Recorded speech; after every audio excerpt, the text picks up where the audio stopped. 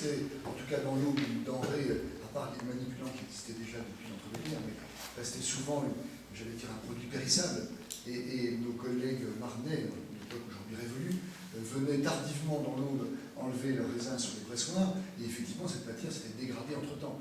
Donc la réaction de beaucoup de coopératives est de dire essayons de solidifier le début de notre filière vinicole, au moins en transformant, en pressurant nos raisins, voire en fermentant les moules qui en étaient issus. Donc je crois que c'est vraiment dans un schéma d'alternative et dans un schéma de résistance et en même temps dans une volonté de prendre en commun leur destin en main que les coopératives sont naturellement inscrites. Mais progressivement, et aujourd'hui je fais un raccourci saisissant, et aujourd'hui, donc un siècle après, le mouvement coopératif est, ici comme ailleurs, un maillon essentiel de l'interprofession de la Champagne et réunit ce qui était autrefois parfois antagoniste, à savoir les rapports que nous avons avec nos collègues de maisons marnaises. Et dans le groupe que je dirige, il y a effectivement à la fois des contrats d'approvisionnement avec des maisons réputées, à la fois, bien entendu, la transformation et la commercialisation sous nos propres marques. Et c'est pas un hasard, Champagne de Vaud est une maison que nous avons reprise à l'Union-Amboise et qui a été longtemps exploitée à Épernay, donc qui est redescendue, je dirais, du nord vers le sud. Mais plus récemment encore, on a créé un groupe avec deux collègues, un à Champagne, il n'y a pas de hasard non plus, je parle sous le contrôle de mon ami Pierre Cheval, et un autre de l'Aisne, la Covamage à Petit-Ric, donc la Cogévie, la Covamage, deux coopératives régionales. Nous avons créé un groupe qui s'appelle l'Alliance Champagne, et nous avons repris une maison qui est installée à Reims, Champagne-Jacquard, et nous avons encore repris récemment une autre maison qui a aussi une histoire des deux côtés de la Champagne, qui est la maison Montaudoin, qui a un vignoble significatif bien sûr dans l'eau, mais qui a aussi une maison d'Écosse dans la Marne, maison d'Écosse que nous avons. On peut dire qu'aujourd'hui, il y a une imbrication extraordinaire et que d'un schéma, j'allais dire, réactif, antagoniste, et là il faut rendre hommage à ceux qui nous ont permis d'exister en tant qu'appellation, parce qu'effectivement, sans cela, aujourd'hui, nous serions en Basse-Bourgogne, je ne sais pas comment l'appeler, mais bon, mais effectivement, il ne faut pas perdre de vue de là où nous venons, mais en même temps, à aujourd'hui, la réconciliation, c'est en fait qu'il y a eu un conflit récent, la réconciliation est totale, et l'articulation est intime entre toutes les parties de la Champagne, la Côte d'Or, la montagne de Reims, la vallée de la Marne, la Côte des Blancs, etc. Donc je pense que ce que j'ai trouvé moi, de très fort, c'est que d'un mouvement plutôt défensif, revendicatif, on aboutit à un constituant tout à fait essentiel de l'ensemble champenois, contribuant aux fameux équilibres qui sont souvent cités en exemple dans la gestion interprofessionnelle. Donc, ce que je voulais dire, en lien direct avec l'emploi que vous nous avez donné sur la solidarité. Bien, on continue. Vous venez de dire que vous avez repris une marque de champagne, Autosan. Oui. Vous faites le lien avec Marceau? Oui, bien sûr. Et je pense aussi à la maison Van der Luche qui faisait partie de ce patrimoine-là. Et effectivement, j'ai oublié de le dire, mais c'est récent, nous l'avons pris au mois de novembre. Alors, je ne connais pas encore toute l'histoire, mais effectivement, j'ai repéré cette. Et la marque plus ancienne, c'est Van der Luche. Effectivement, voilà. On a eu l'occasion d'en dire un mot tout à l'heure. On y reviendra tout à l'heure. Je vous propose de continuer. Monsieur Lucien, monsieur Cheval. Je veux bien essayer de me lancer. Donc, moi, je suis président de la Maison de la Vigne et récoltant manipulant à Celles-sur-Ource. Alors, c'est vrai qu'autour de cette commémoration, nous, en tant qu'association Maison de la Vigne, on voulait aussi apporter quelque chose de mémoire et d'hommage à partir de 1911, mais aller plus loin. Parce que c'est vrai que je pense, on parle beaucoup de 1911, mais on a eu quand même des périodes troublées qui ont suivi. Et sur le secteur, ça a été quand même la misère. Ensuite, alors là, c'est vrai qu'on peut nous reprocher des fois de faire un hommage et de ne pas défendre en ce moment ce qui s'est passé dans les années 50, 60, où il y a une superficie qui a été enlevée. Mais ça, c'est un autre débat, et moi, je n'ai pas voulu lancer justement une polémique autour de ça. On a rendu un hommage à nos aïeux qui ont parcouru ces événements troublés.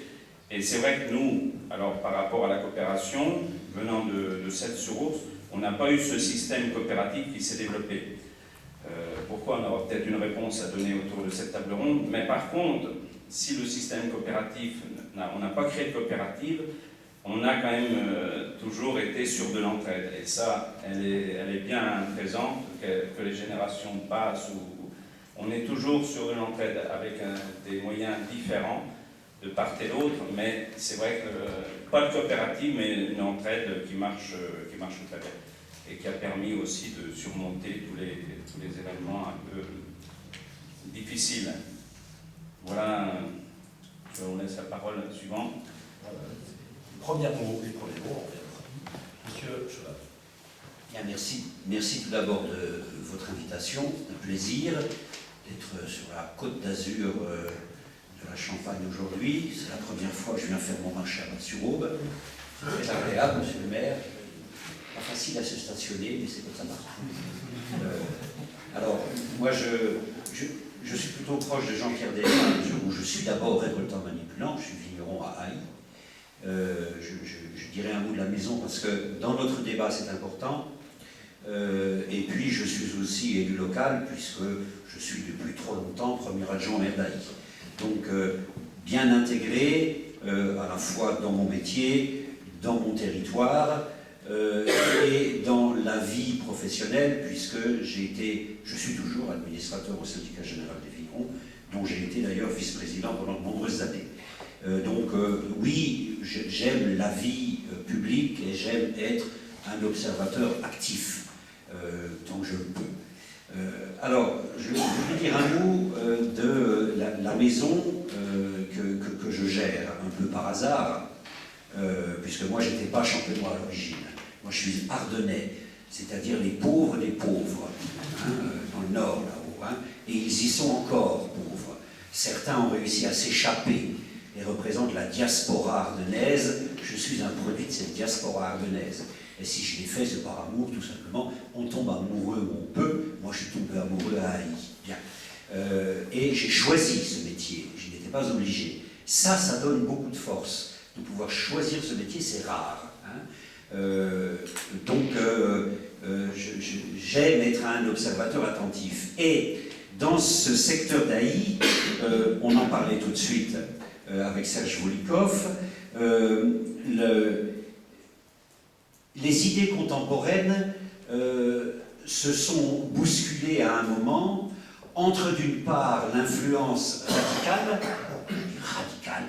et puis l'influence catholicisme social. Et c'est à cet endroit, et très exactement dans le village d'Auvillers, juste à côté d'Haï, que la frontière entre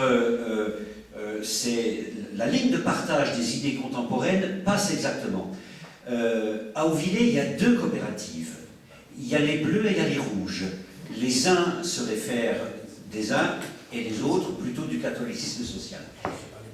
Et la maison Gatinois, donc, qui est mon exploitation, se réfère plutôt à la tradition du catholicisme social. Pourquoi? Parce que à partir d'Haï, Tours-sur-Marne, Bouzy, en Bonnet, vous aviez des exploitations qui étaient aussi des exploitations agricoles et dont une partie des terres a été reclassée.